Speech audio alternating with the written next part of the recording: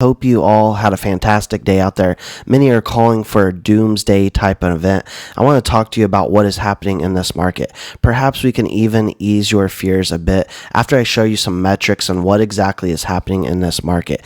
At the time of this recording, we are sitting down 1.7% globally in this cryptocurrency market, 1.1 trillion on the books. XRP down significantly on the 24-hour, sitting down 3.5%, and we have an XLM lumen sitting down 4.3% at the time of this recording, just above 10 cents. If you like talking XRP, XLM, digital assets, and getting these crypto updates, drop an X in the comment section below, smash the like button so we know, and of course, share this content. Let others around the world know exactly what is happening in this digital revolution as we see volume being pulled from this market. But what's more is we are starting to see some stabilization. A US dollar that, in my personal opinion, is doing an absolute fake out. Now, if we take a look at the 5-year, what has happened?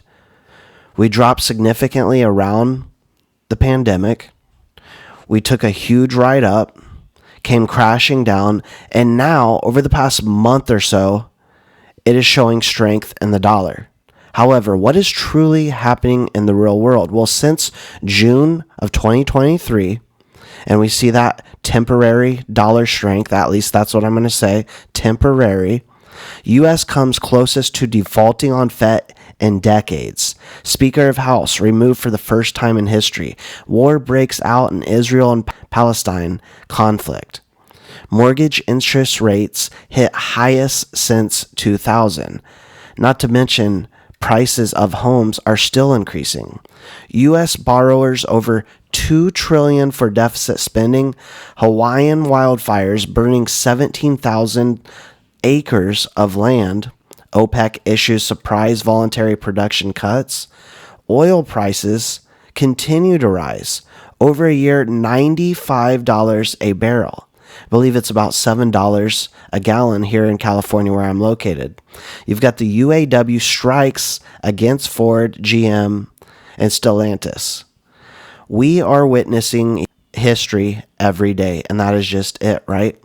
Again, US dollar, they are claiming is strong, but what did Forbes just come out and say? US dollar collapse, shocking 8 trillion predicted Fed inflation flip to spark a critical Bitcoin, Ethereum, XRP, and crypto price boom to rival gold. It seems though everyone seems to forget.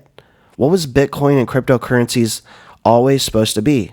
A hedge against inflation. And essentially, if you go back and read this article, that is what they're talking about. They're talking about inflation being a huge problem as they are forced to restart the money printer.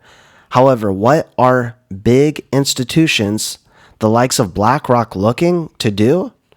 They're actually looking to get into cryptocurrencies. We've seen that. They've been talking about that, haven't they? While Bitcoin, and to a lesser extent other major cryptocurrencies such as Ethereum and XRP, have seen a sharp rise in institutional interest, this has been led by BlackRock. Because we've heard BlackRock comments, haven't we? Bitcoin has now become investable for institutions. And so there's a lot of rumors going on right now about BlackRock working with Ripple and getting in on XRP. I don't believe it's far from the truth. ISO 20022, let's do it. Drug supply chain becomes blockchain enabled for pharmacies, health systems, and hospitals by when? November 2023. This is right around the corner, everyone. Now, Ripple, what are they doing? Extensive performance testing on the XLS30 AMA has now been completed. Here's a company that is consistently upgrading, making huge moves with automatic swap trading and liquidity provisioning capabilities for the XRP ledger, all the while they are hiring in a bear market, in a market where we are seeing liquidity pulled out currently at the moment of this recording. Or is it all planned? Has this all been planned all along? As we see ISO 20022, check this out. CBPR plus Swift, implementation of structured address data. SEPA, implementation of structured address data. When is this? November 23. Fully readiness to receive and send messages in the MX format. Who are the two first body members of ISO 20022? Ripple and Stellar. All the while, Bitcoin halving is how far away? Under 200 days. So as we see these massive discounts, that's what I'm going to call them at this point. Discounts. The cycle is on track. The cycle is still on track. 200 days will go in a blink of an eye. And we know we will have a lot of changes by then. We take a look at what just came out in terms of in the Middle East. There are a lot of comparisons to the conditions in previous recessionary periods.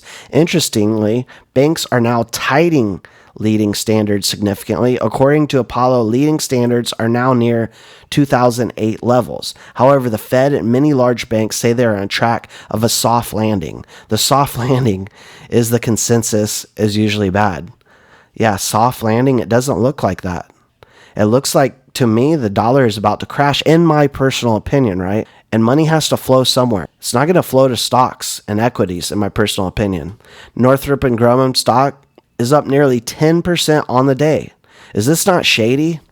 As we just saw what came out, markets are trying to determine how much this conflict will escalate, right? Any sign of third-party involvement would be a major risk to equities. And so as they pump, there's always a dump, right? When major institutions get in, it's generally speaking short-lived. So what comes next?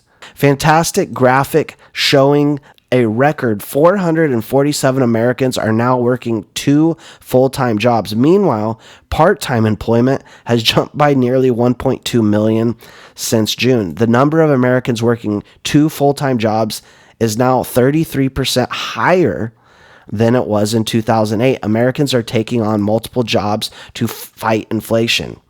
That money printer we just spoke on, it's going to get turned back on, in my personal opinion.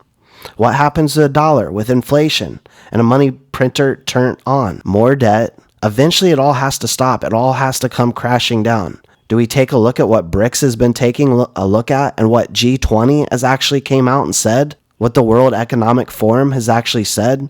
Do we get ahead of this thing, or do we let it pass us by? That's all I got for you for now. Please don't forget to smash that like button, subscribe to this free channel, share the content so others know what's happening here, and we will see you all in the next video.